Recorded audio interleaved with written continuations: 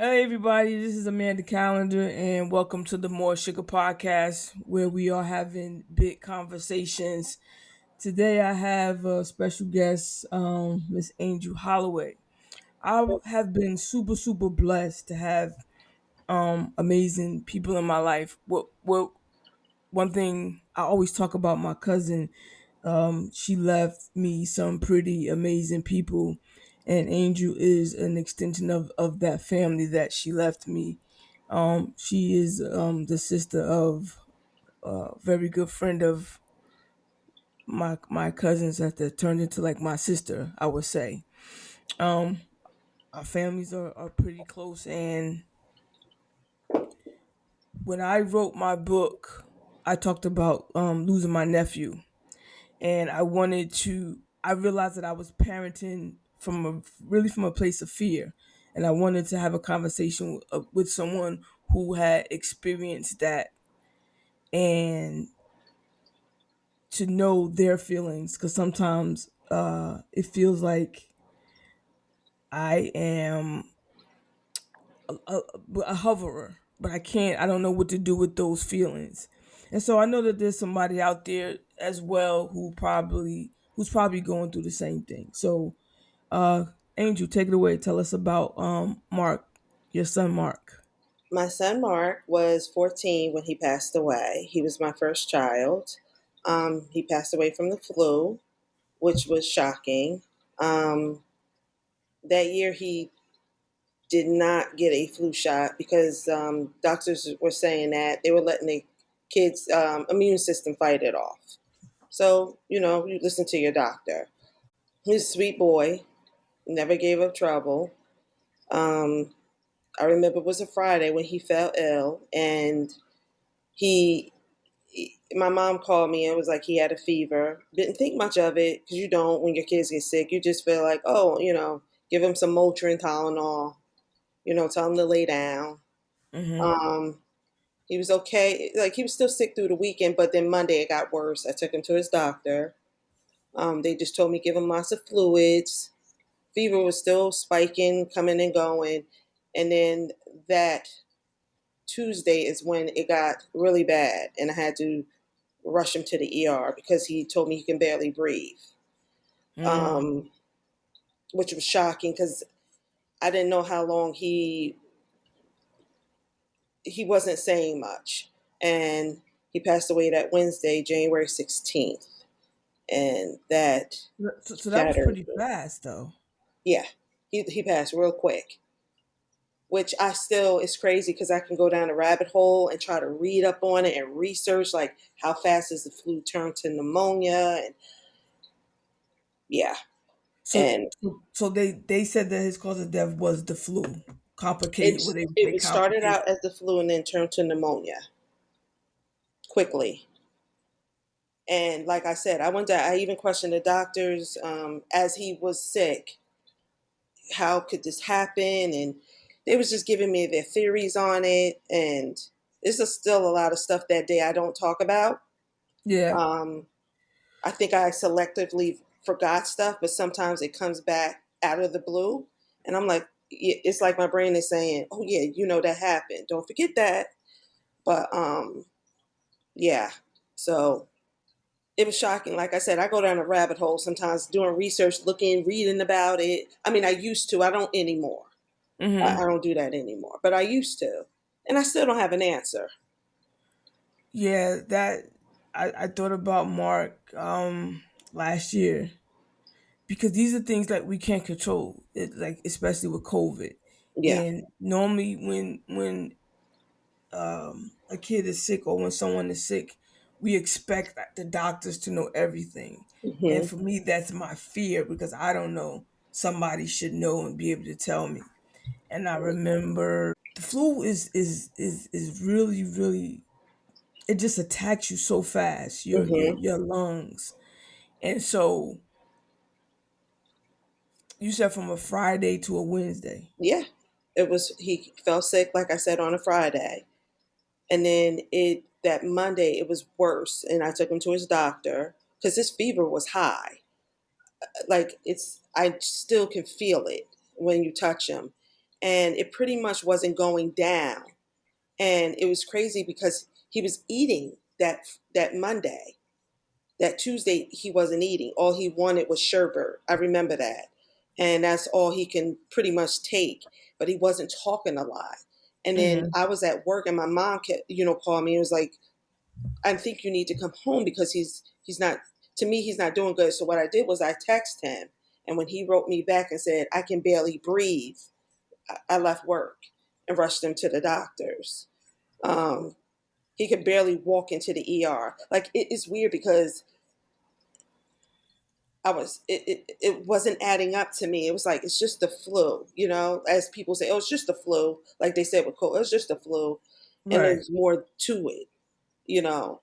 And I was puzzled because I'm like, why are they taking X-rays of his chest? Like I had the flu when I was like his age actually, and I remember being sick, but not sick like he was.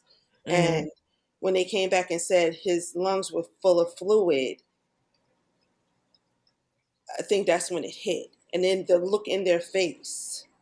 So they were trying to hide their fear. Yes, to keep me calm. And they said to me he has to go to the PICU ICU.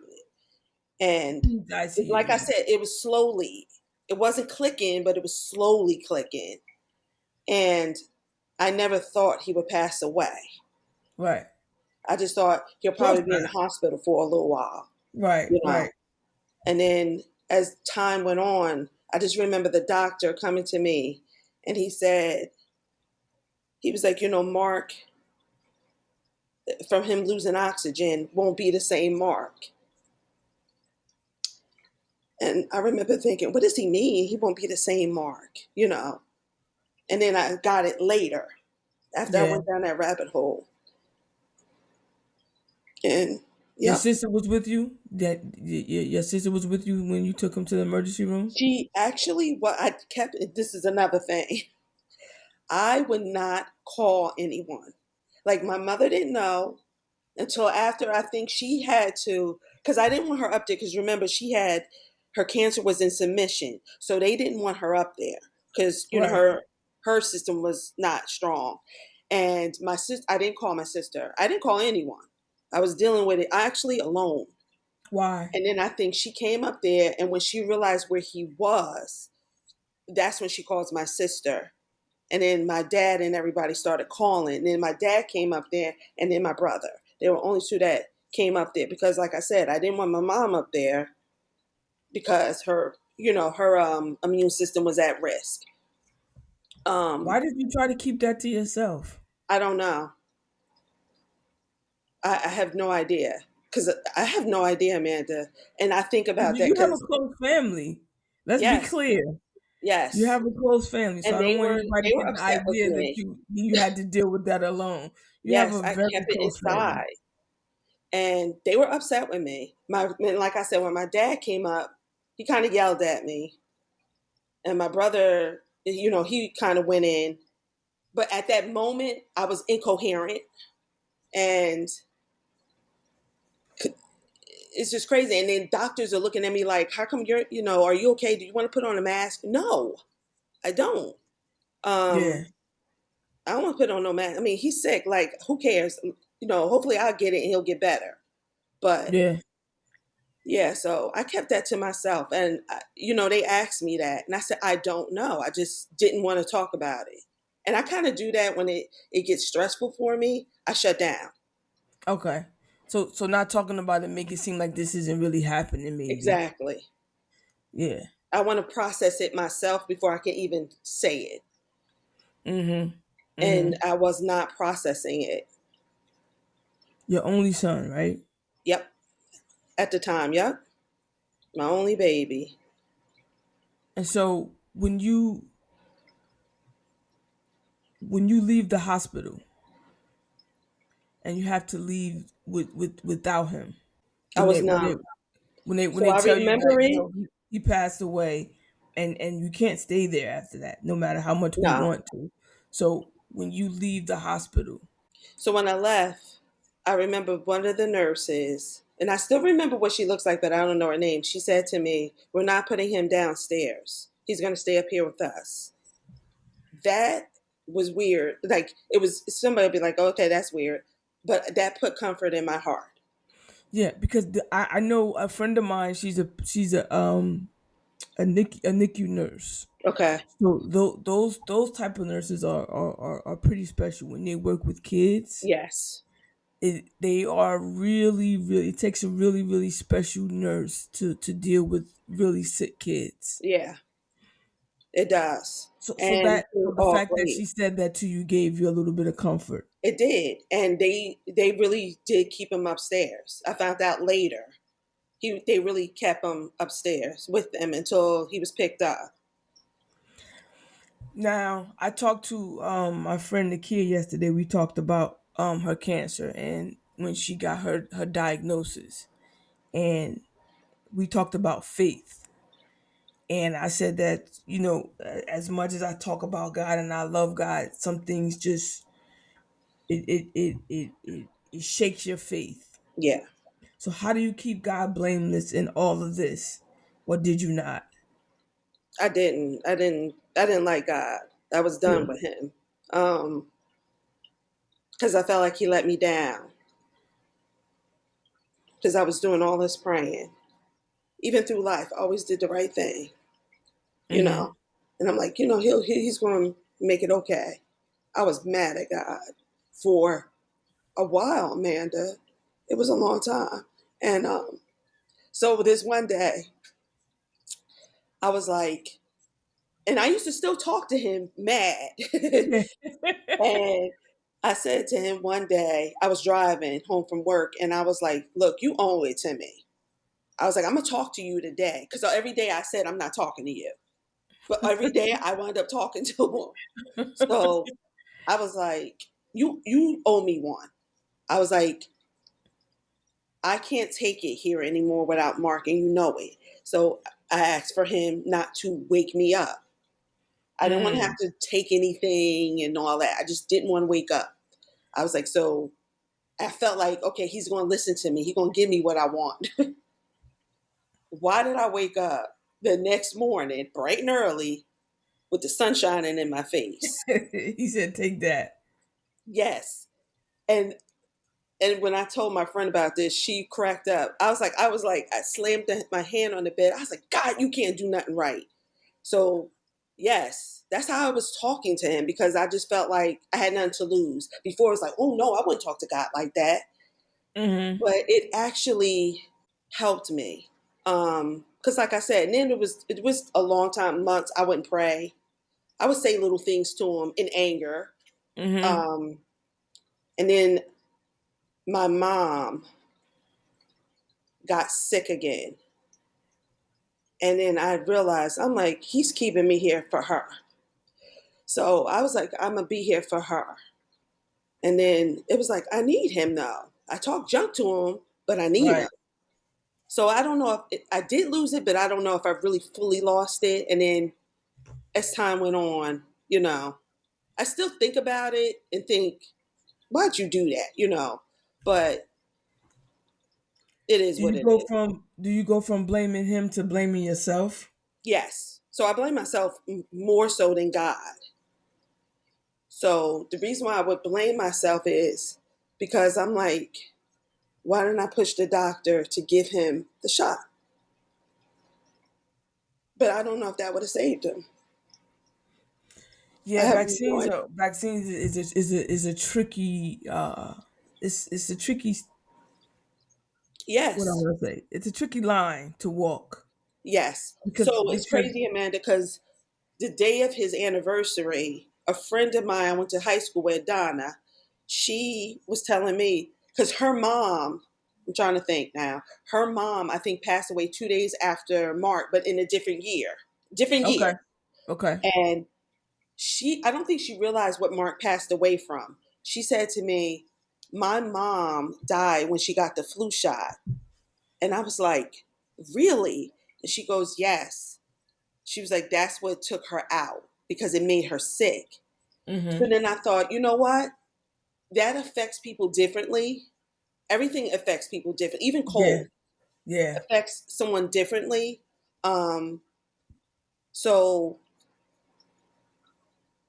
it affected Mark differently. The flu affected him differently than it did Makai, my nephew, because he got the Mhm. flu same age, and my sister held that from me, and he was in the hospital, but he's Mhm. fine, and just like Right. Jack, he's fine. Mhm. It just affects people differently, and I had to come to terms with that, and I did blame myself for a long time. And I didn't want to go there. That's another reason why I shut down, because it's like I didn't want to think about that, because like on the internet I saw, because Mark was in the paper and on TV, and you could see the comments. Why did I read the comments? And people was like, "Oh, well, this is a teacher to get her son the flu shot." Yeah, one thing you gotta do is stay out the comments. Yes, I was like, I "What learned made that me the go hard way there?" too, because then you arguing with everybody. I didn't argue. It's just that it got to me, because it's like this was my fault. And it's But it's that so funny how people have the wherewith the gall to get on social media and judge a total stranger or argue exactly. with total strangers. Yeah. Who has I think you have to be like the most miserable person in the world if you don't know nobody's story to get on the internet on Beyonce's internet Yeah. and pass judgment on people, Yeah.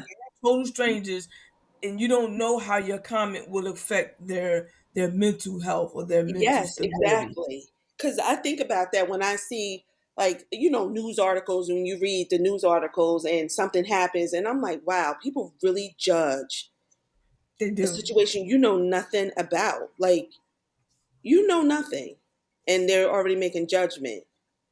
Um, One of the parents, so when Mark passed away, it was another student that passed away before him that November, but she died of something else. She died of stomach cancer. She was a senior. And her mom was talking to me. We were talking, and we were talking about blame. And she was like, I used to blame myself for Allie. And she said, but she said Allie would come to us and be like, I have a stomach ache. She said, but you don't think, oh, let me rush to the ER, because Allie said her Yeah. stomach hurt. You know, Right. she said when your son, when he got the fever, of course you're not going to just jump up and run to the ER, because he had a fever. He had fevers before. You gave him Motrin, he felt better, and that was it. Right. Right.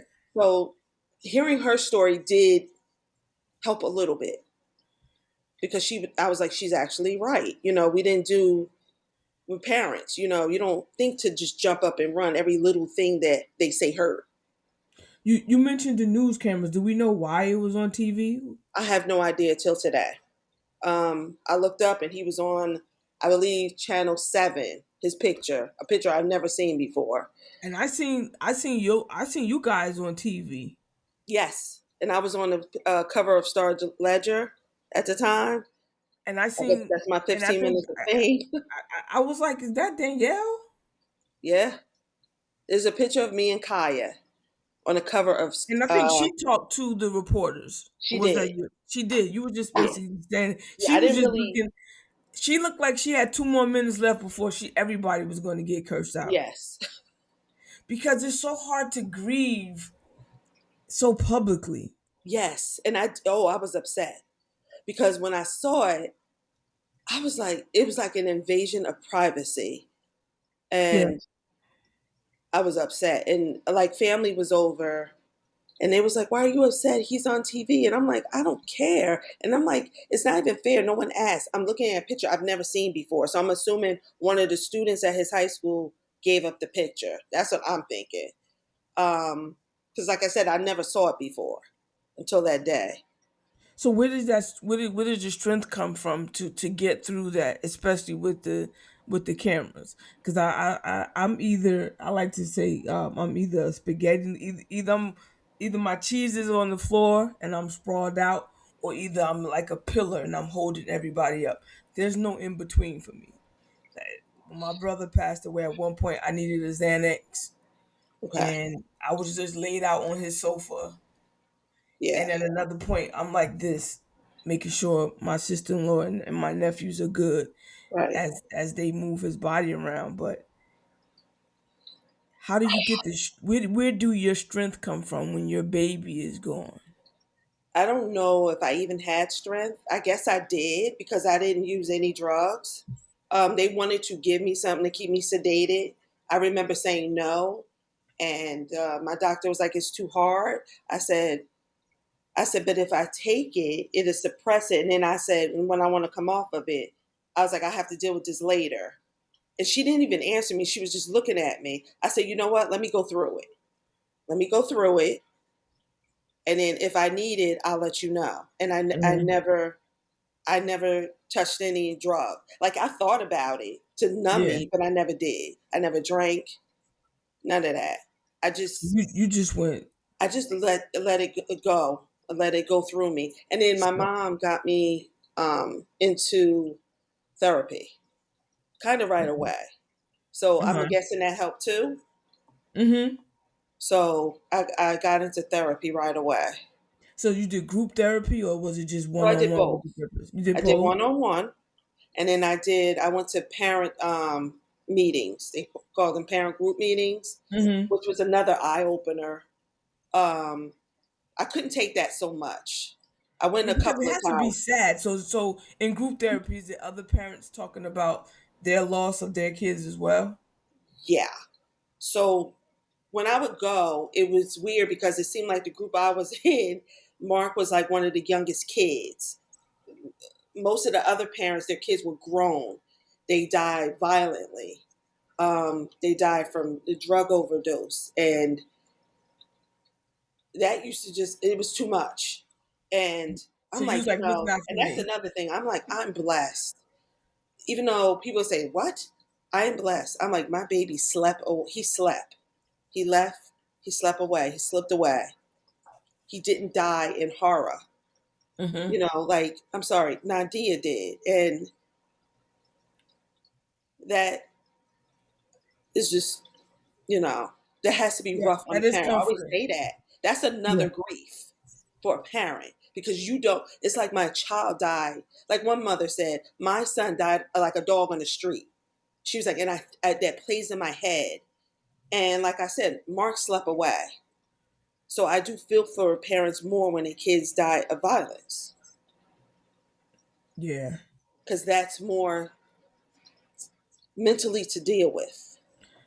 In my book, I talk about how grief is the sadness physically does something to you. Like it is an energy.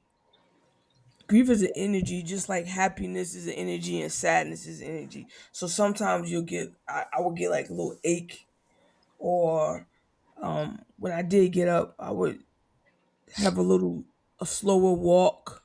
Right. Did you notice in your grief, or now if you look back, did grief physically change you in any way? Yes, it did. It's because it's like I hear a lot of mothers say this. It's like that old you is gone.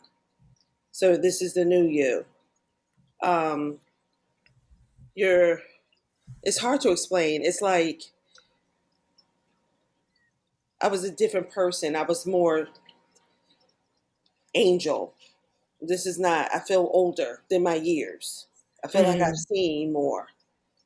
And that's the way I feel. Like I said, I just feel older. I feel like I see more than my peers. Um, I look at some people and I'm just like, when they complain about, and everybody's problems are their problems, but when they complain about little things, I'm just like, you don't know.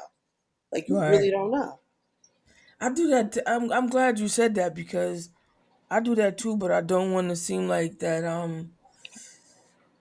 Like comparing problems, Right. because I feel like if I say that out loud, then it makes their problems less than to them. Exact. Yep. And Because I feel like Danielle's the one that said that to me because I was complaining about a friend of ours because I'm like, she's always complaining, and her problems is nothing. And Danielle opened my eyes to that. She was like, people's problems are their problems. She was like, you can't dismiss how she feels, and just because you feel like you've been through worse. She was like, I get what you're saying. She was like 100%. She said, but that's the way I look at it. And I'm like, you know what? You're right. You were so right. But still, you feel like nobody in the world has ever felt what you felt. Right. There's you feel like that. How could this happen to me? Grief is so personal. Yeah. It make it feel like it's a personal attack on you. Yes, you feel alone. Aside from therapy, how did you cope, or how do you cope with the bouts of sadness? So that's another thing my therapist got on me about. So as time went on, before I used to let it out, cry, but I got tired of crying. So I suppressed it. I still do that sometimes. I suppress it because I don't feel like crying. It's exhausting. And one day, literally, as my therapist said, I called her one night crying. It was late. I was out driving. Oh, you got And that line. yeah, I called her crying. I had pulled over. I was crying. I remember it was raining. And she was like, "Where are you?" Because she gave me her cell number. And I'm just like, "I'm on 22." And I was like, "I don't even know why I'm crying." And she was like, "Yes, you do." And she was like, "Why do you suppress it?" She was like, "Stop doing that." She was like, "You hit a wall now, and now you're a mess, and you're telling me all this stuff that doesn't make sense," which I did because I was blaming other things than what I needed to blame. And I only get that way, honestly, around his birthday. I don't do that any other time. I get Mm-hmm. around like his birthday, and that's a happy time. But Yeah, like his death, I'm not as sad. I'm sad. Don't get me wrong. I said that wrong. It's just that I'm more stressed before his birthday. I don't know. His maybe birthday is anxious, what gets to me. maybe anxious and not stressed. Yes, anxiety for no Mm-hmm. reason. Sometimes it'll hit out the blue. I'm just like, my heart is racing, and it's only around his birthday that So, happens. so in those therapies, not just with the group therapy, but with your own personal therapy, what is something that you learned about yourself? I'm stronger than what I thought. I never thought I was a strong person. I'm stronger than what I Mm, thought. Um, like I said, I work it out on my own. Not saying that that makes you strong, but when I lean on family when I need to, because they're hurting too. mm-hmm. Um, I just know that I'm strong because I I'm not through it, but it's not as raw because it's been 11 years. It's still Okay. there, but not as raw where I would just break down. I think of more joyous occasions with him more now. Mm-hmm. There are times I get sad, but I still think of happier moments, and then I have moments where I don't. Um, I think about him every day, and that's what I learned about myself, that I'm stronger than what I thought I could be.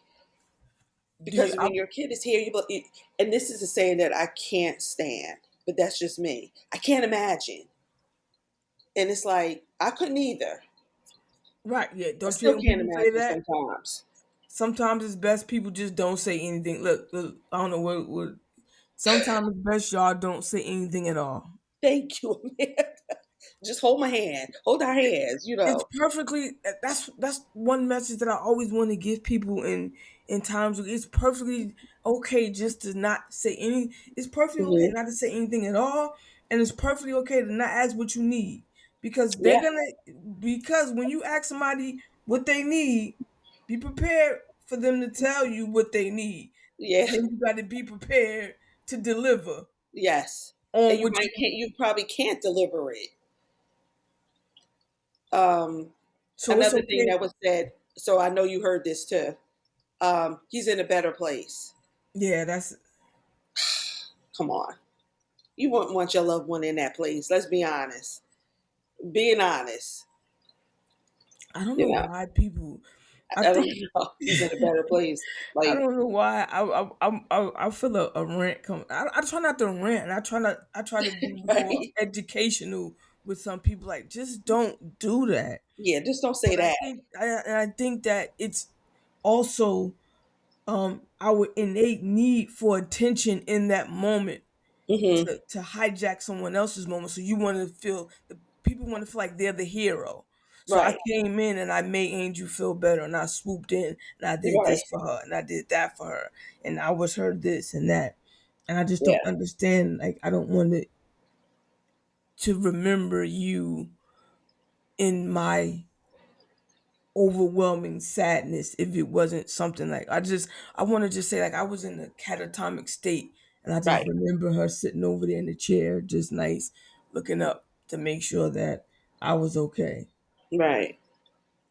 So you did mention, like, I know deep sorrow, also you have unspeakable joy, but before I go to that, because I know one of the things that probably brings you joy is um you was blessed enough to become a parent again. Yeah. To my Jaden. Yep. How old is Jaden? Six. He's 6. 6. And this is what me what where we had so much conversation about, how does losing Mark affect you parenting Jaden? It was hard. So in the beginning, I was that nut parent that every little I thing. wouldn't say nut. Jaden's first fever, he was about 3 months old, and he had got his regular immunization shots. And you know what that could do to a baby sometimes. He ran a fever. I remember grabbing his thermometer, but I read it as when Mark's fever was. But it wasn't as bad. His fever actually wasn't that bad. And I ran to the ER, and I was frantic, upset, nauseous. And I ran in the ER, and um, they were saying, well, it's probably from the shots. And I was like, no, I need him to be looked at. I want to make sure, And they took me to the back, and the doctor back there remembered me from Mark, because she came to me, and she was just like, she was like, "Are you Mark's mom?" And she never said his last name, and I was like, "Yes." And she was like, "Because I was there," and I was just like, "Oh." She hugged me. She said, "We're gonna check on Jaden." She was like, "To make you feel better." And I remember her saying to her, "I know it's crazy, but he ran a fever and I freaked out." She was like, "Don't worry about it." She was like, "Anytime Mm-hmm. you feel that way, you bring him to us." And that made me feel good, because I'm just like, I ain't a quack. Um, but then Danielle had another talk with me, because every time he had a fever, She gotta reel you in. yeah, she got reeled me in. And she was like, I understand. Because Mark was like her son. Yeah, She was like, yeah. I get it. She was like, but you can't make him live in fear every time he gets a fever. She was like, you can't do that. She was like, if you can, try to relax. Even his dad, like, when I get upset about a fever, he's like trying to be the calm one. He gonna be all right, you know. And he is, I do it less. I still freak out though. Just the other night, he was kind of warm, but he was warm because he was hot. But it's like I felt, I'm like, why is he warm? And then I go to, you know, I'm touching his armpits and his feet. yeah. I'm like, is he okay? He's so used to the thermometer. He just, he's like, this lady at it again. But yeah, so I do, in that sense, I do, yeah, I'm more aware of it. Um, just like I was afraid of COVID when it first came out. I told you I went down a rabbit hole with that before it even before we even knew it was here. That Mm-hmm. summer, I was kept reading about it and reading about it, and just talking to people about it. And they're like, it's not going to come here and blah, blah, blah. You're paranoid. But I just remember the part of it attacks the lungs. And, Mark died of pneumonia. And I'm just like, please don't let that come here and get my baby. I didn't even think of me, get my baby. Yeah. Um, he did get COVID, Jaden, but he was fine. He was fine.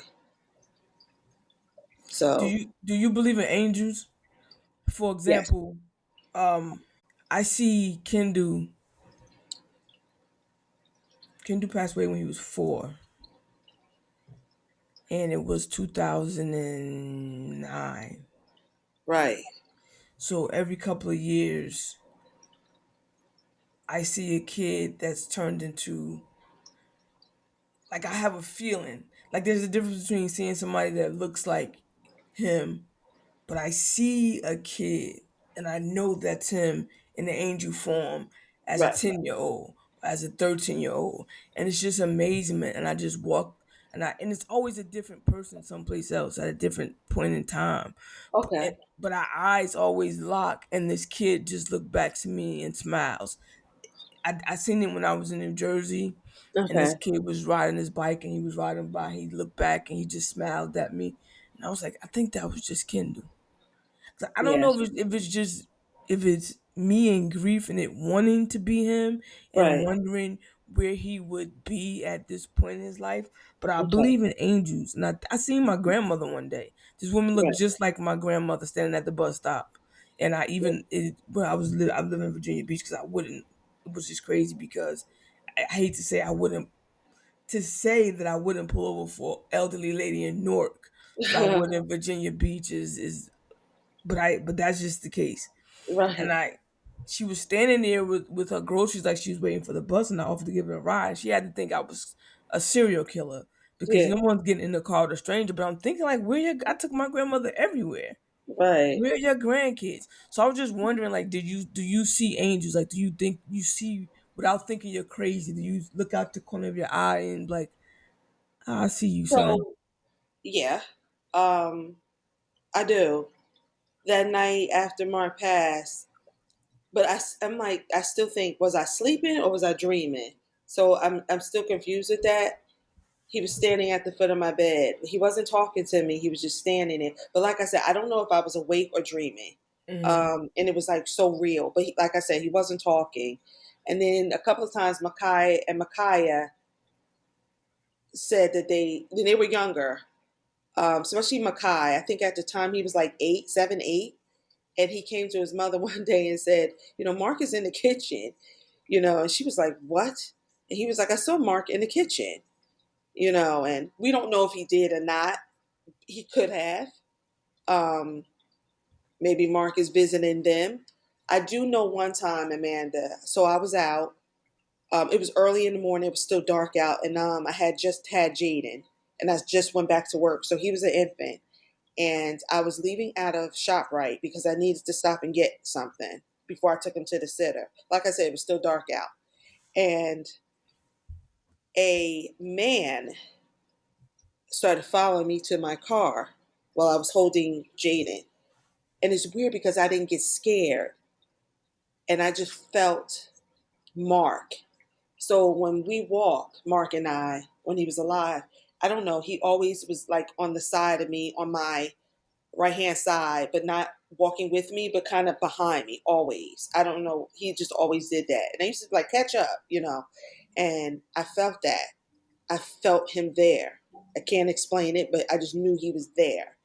And the guy, as he followed me, I started getting mad because I'm just like, I'm gonna have to fight him. I'm gonna Yeah, have to fight a grown man. with my So baby. yeah. So I threw Jaden in the car, and when I went to turn around, because I'm just like, is he behind me? I kept looking. He was on the other side of my car. I looked up, he was gone, and I kept feeling Mark. It's like he came with me, and I felt him. And like I said, Mark doesn't come to me often. He really Hmm. doesn't. It's been years. Um, but when he comes, I know he's there.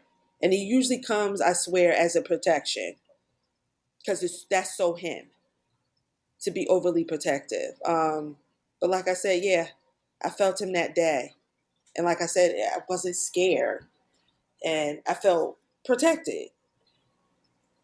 There was another instance. I think I don't know if I told you about it when um my brother passed away and we were all in the hospital as a family. The ambulance had to transport him in, and we're sitting in the private waiting room waiting for the doctor to come to have a conversation with us because the ambulance took him away. So we're thinking like, the next thing we're gonna see is a doctor come in and say, hey, you can come and see your brother. And so every my sister-in-law and my brother, my nephew is in the room with some family, and I'm outside the waiting room just pacing back and forth.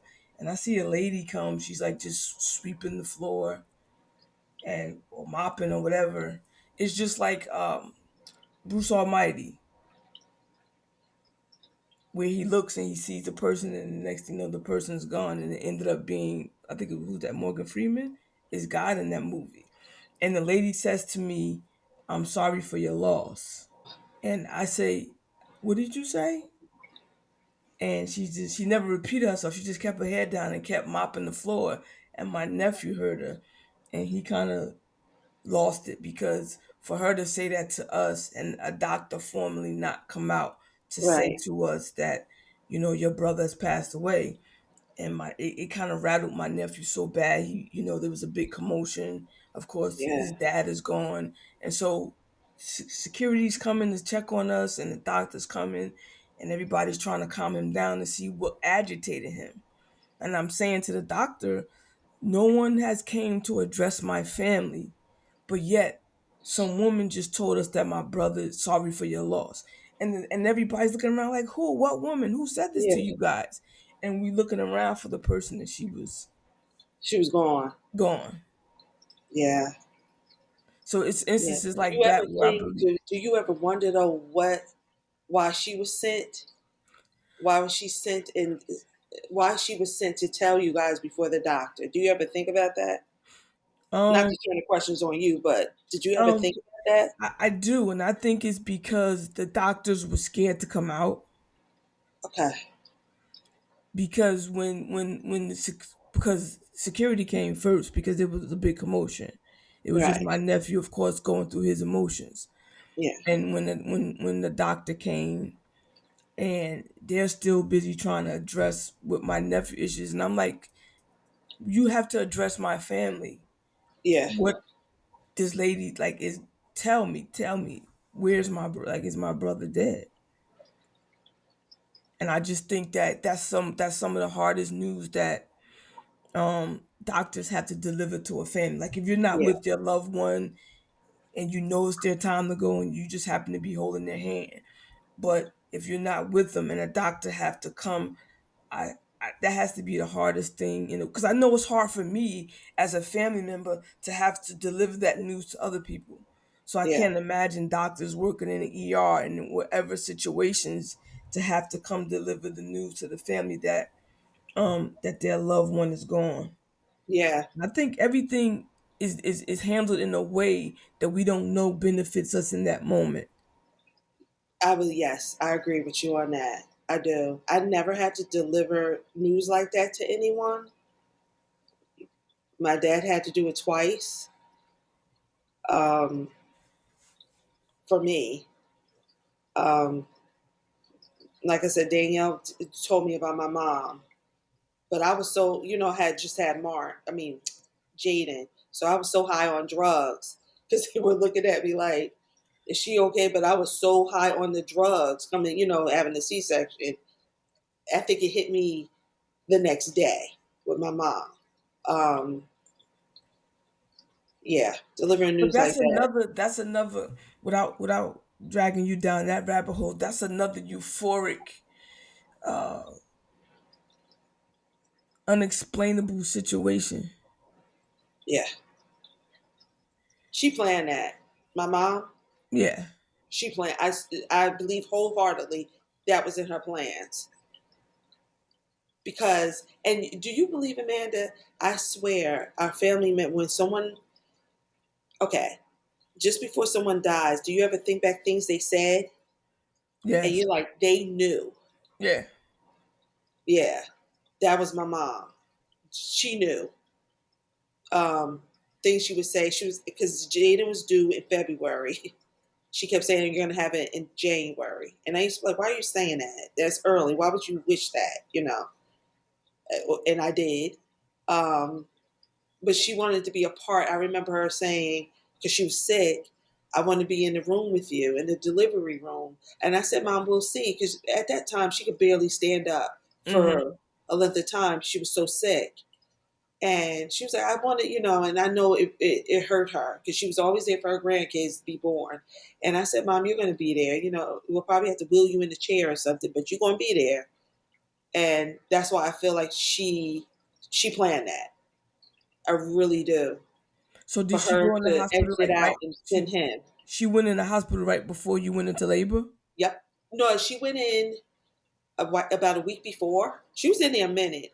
Um, she went in like a week before, and she was in there, and they wanted to put her in hospice, but I didn't want that. So her doctor kept her there because I wasn't fit to take care of her at home. So he kept her there. Like he loved my mom. They were close. And so he kept her there, and I appreciate that, comfortable and everything. And it was always someone in the room with her. But the day of Jaden's death, birth, and her death, she kept saying, "It's sad," and do this to us, sad. Go, go, go. But we wouldn't leave her. And I don't know what happened, but when they induced me, everyone left the room, I guess, to check on me, and she was left alone. And Danielle is the one that found her Mm. because it hit Danielle like because she said to my cousin like, who's with mommy?" And I think that they didn't know, and my sister ran downstairs, and she was alone. But yeah, she wasn't with us anymore. So she passed away like 9 something. Jaden was born at 11:46, something like that. So a couple of hours later, he was born. He got her stubbornness. But yeah, That's that such was a crazy. And they didn't tell me about her passing until the next morning. that's such an angelic story. Yeah, yes. And I remember thinking, it's crazy. I was like, she did that. I swear, I'm like, she did that on purpose. That she did that To just to give be a to make part. sure he had a safe passage. Yes, she wanted to meet him first. That's the way I felt. She wanted to see him first. Because you know so deep sorrow. Because I know deep sorrow, I also know unspeakable joy. Yeah, Some days I could be driving in 70-degree weather with my sunroof open and I pass the beach and the waves are there and it's a beautiful day and I'm so happy. Like yeah, but on just the hour before a song could come on the radio and I'm boohoo crying. yeah. That's It, grief. yes, That's grief. You can look at something or remember something. You're in a place, and then you're like, it'll bring you down. It'll bring you down real quick. for me it's music, and it's some. I drive a lot for a living, so I listen to a lot of Right. music. And I remember Kayla and I went on a road trip, and she's riding in the car with me, and I'm playing all these slow songs, and she like giving me the side. I like, this ain't our song, and I'm like, if you listen to it, it's some love songs are not actually about love, or if you listen to the beat is very melancholy. Yeah. So it's the sadness of most love songs that I connect with Hmm. that gives me solace. So it's a place to put the grief. So when I can listen to the song and feel those emotions, but when I get out the car, I leave it right on the track, Yeah. right there. So with that being said, what's something that brings you joy? Because there's a spectrum like Honestly, deep sorrow, like then you have unspeakable joy. unspeakable joy is Jaden. Um, he does. He can make me crazy one day, but I love my baby. And I'm like, I look at him and like, I am so blessed to get another chance at parenthood. Because And you I thought always you did think that. something wrong. Yep. I get another chance at it. And you didn't And do anything wrong. yeah, You didn't. You did not. You didn't do anything wrong. What? How do you keep Mark's memory alive? I do speak about it more before I wouldn't talk about how he passed away, just to give people knowledge. Like when I meet new people, like at Jada's school, um, do you know how many kids you got? I never leave Mark out. Mm-hmm. Never. I have two. One lives in heaven and one is here. So, saying that one lives in heaven, that strikes up a conversation. And they'll say, "What did he pass from?" And everyone's shocked. What? The flu? And they're like, "Oh my God, like what?" So, yes, he Mm-hmm. did. You can die from the flu. When they say that, they really mean that. Yes. The whole time during COVID, what used to irk me when people say, "Oh, it's just like the flu." Huh? Yeah, Actually, the flu is worse than COVID. yeah, it is. It is. Um, and I don't know. Like I said, I don't have a whole lot of information on it, but I will inform people, in which I appreciate it because those parents will come to me and say, I didn't look at it like that, and I look at it different now. Like, you know, wow, it is serious. A lot of them did say when their kid got sick, he's like, "I thought of you. I thought of Mark, and I was vigilant and making sure that they had what they needed and blah blah blah. But yeah, I How do do talk you about him. keep constantly Actually, talking my about doctor that delivered Jaden. So when she has her, when she goes to her different doctor seminars and stuff, she told me, she was like, "I talk about Mark." And I was like, "You do?" And she was like, "Yes, I talk about you and Mark." I was like, "Wow, I'm honored." She said, and a lot, she said people a lot, they learn a lot about it, of the flu and everything and do you ever see yourself what can being like happen. an advocate for just parents to give them the the ease to let them know that this is not your fault? Because as parents, everything is our fault. Yeah. We're going to always think that no matter what nobody says, you know that, Right, right? Like, right. we're But always going to it, find but something, it was our fault. but sometimes you need somebody to come up and say like, this isn't your fault. Yeah. Like that. Now, when he first passed, that was hard for me because I'm just like, I didn't do this. I didn't do that. It would make me sick to think about it. I Right. felt horrible. Like, I can't even fix it. Like, I can't even apologize. Like, it's done. Mm-hmm. Um, that was hard to get through. I still have my moments, but then I don't know if I'm saying that it's not my fault. Um, I don't think it knows. I can tell you it's not your fault. yeah, But you just like this like you've reached a level of there's no end to grief. You're just no, at a part in your journey where you're a little more secure yeah, in your it's secure in your sorrow, yeah. if that makes any sense. That's like, okay, so when I was going to those parent meetings, you can tell the parents that's been in it for years from the new ones. And I was one of the new ones. Because the new ones look lost, crying, bewildered. They don't know what to do. The ones that's been in it are more, they're sympathetic, of course, but they're more like no emotion. Uh, just kind of like, I'm going to hold your hand. And, this is us.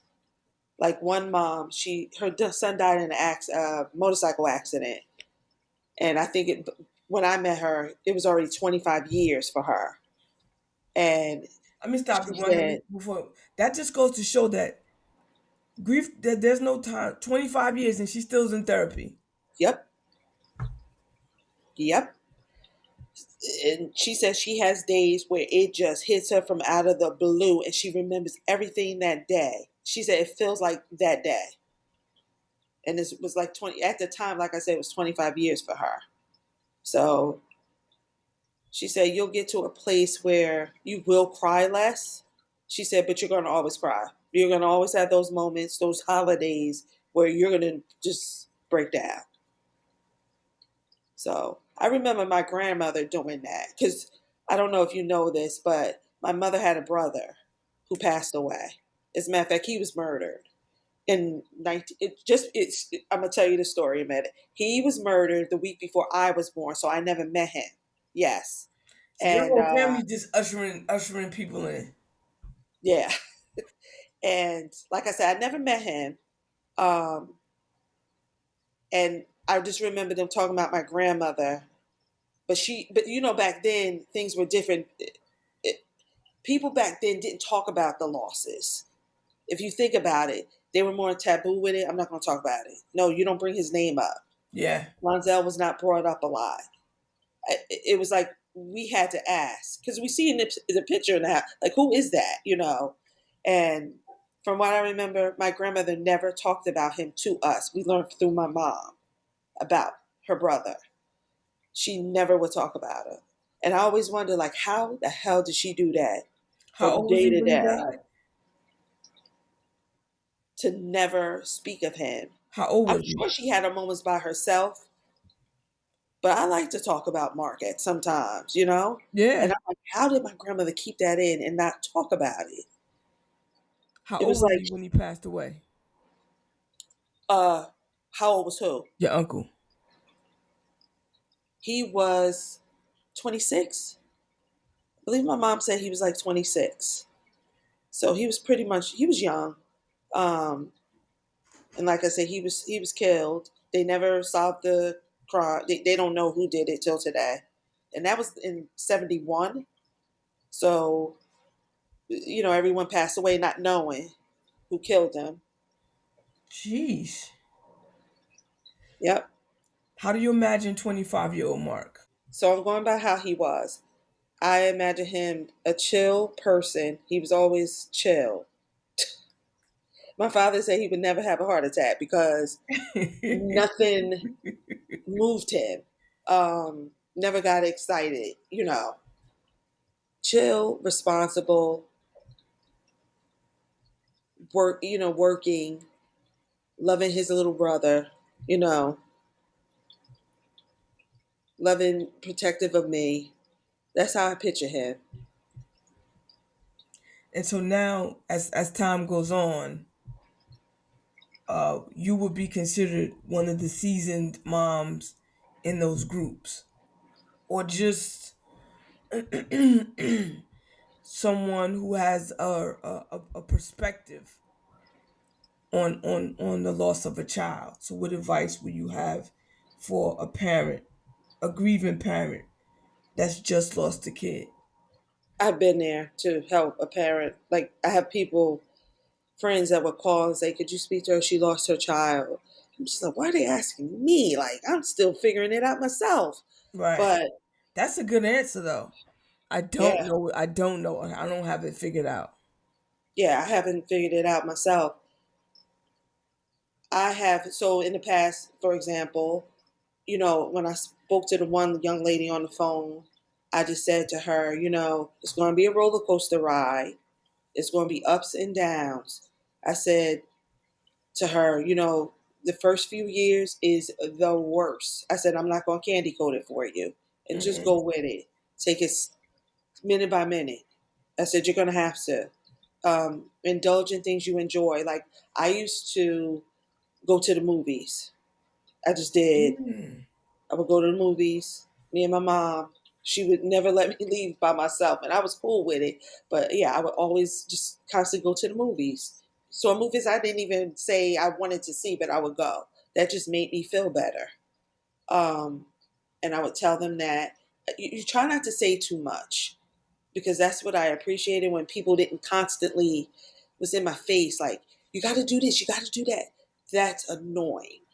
You just don't candy coat it, and I let them know it's going to be hard. You're going to you're going to be happy one minute. You're going to Hmm. smile again. Because I remember saying, am I going to smile again? Like, will I smile again? I can't even picture that.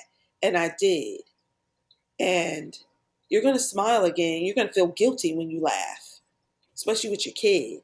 Because I felt Yeah. guilty that first time I laughed. And I'm like, should I be laughing? Like, to myself, like, should I be laughing? Like, is that okay? Or does it look insensitive? But it just, you got to take it minute by minute. And I remember, Amanda, the first time I laughed, I was at work.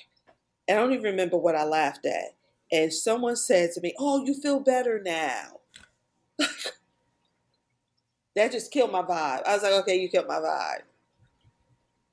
Why couldn't you just laugh with us? Not so focus on me because I'm laughing. She meant well, but it's like that was not the time to say that. And like I said, and then I had to learn people really don't mean no harm. They really don't.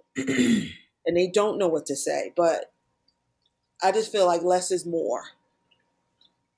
Like actually, so when Mark passed, I don't know if you noticed, Irv, my sister was upset and she was like, I want to help my sister. She's crying and because he called my Danielle to check on me because he knew how it felt from Kindel. Mm-hmm. So she said to him, I want to help her, or like I want to do something. He was like, leave her alone. He was like, I know for a fact I wanted to be left alone. He was like, just if she calls, just be there for her. Go lay with her. But don't nag her Mm-hmm. or hound her about how she's feeling. Because already know how she's feeling. You don't want to hear that. And Right. when she told me that later on, I was like, yeah, that was the best advice. Leave him alone. The best. And your brother gave her that advice. So yeah, that was the best advice. It's not that it's like you're not being mean. It's just you wanted to, it's like I said, I have to process it. I don't need a bunch of talk. Let me think, let me get through it, and I'll be, it's gonna be all right. I never knew he made that call. Yep. Something else, that guy. Yep. I forgot Kendall passed away before Mark. Because when you just said the date, and I was like, that's right, because Earth already knew how I felt. Because he used to send me Facebook message, how are you doing? Are you Mm-hmm. okay? Yeah. Things like that. If you ever need to talk, just let me know because I know how you feel. And that feels good too. And it's sad because it's like, okay, somebody does understand. Mm-hmm. Um, Talking to people that don't get it, and there's nothing wrong with it. You can't talk to them about your deepest thoughts because they're not going to understand. They're not. So the best thing for people to do is be there, but stay in their lane. Yeah. Because, like when I just said to you earlier when we were talking, I wanted God to, I didn't want to wake up. Some people get upset, like, why would you want to kill yourself? That's crazy thinking. That's the way I felt. That's the way grief works, though. Sometimes you just don't want. Yeah. You And, just and, want and a lot of people. mothers People that, have to understand when the space you're in when you want the pain to just stop. right. And then some people don't, and I understand. Just the thought of that is like scary. Like, why would you want to do that? Um, but all mothers that lose a child will say, I'm not afraid of death anymore.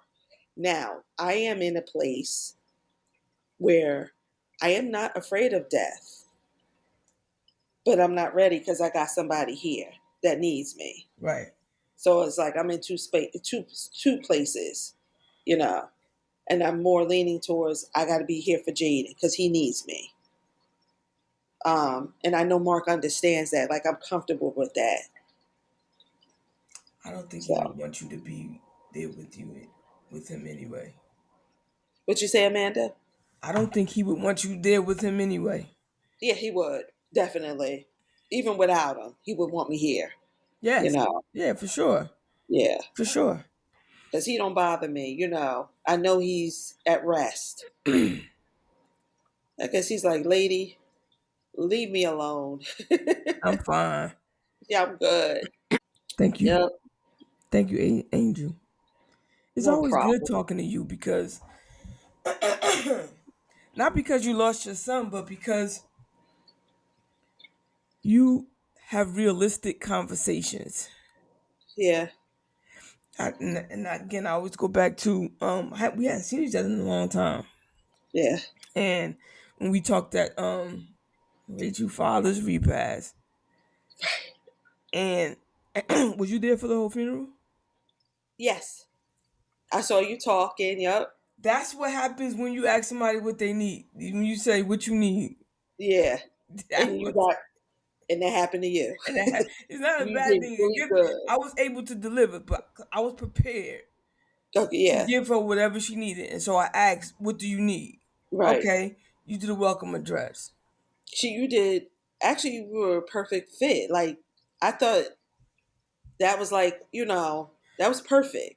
It wasn't planned. Honestly, I always was there. Really? No, I knew how much she loved her father. And Yeah, so, I don't know, you're not a very much of an Instagram person, but I posted like when my cousin passed away in 2008, and I met Rachel and Danielle at the funeral. And right. so when I went home after the services, so you figure 2008 until now is what, about 15 years, 16 Yeah. years. 2008. It's about 16 years. Yep. So every day for 16 years, Rachel said good morning to me, Yeah. text message. That's so hard. And the day that the last message I got was my father died. Yeah. And she just hasn't, and I know her, so she hasn't been able to. So I've taken over since then with the good With morning good morning. message.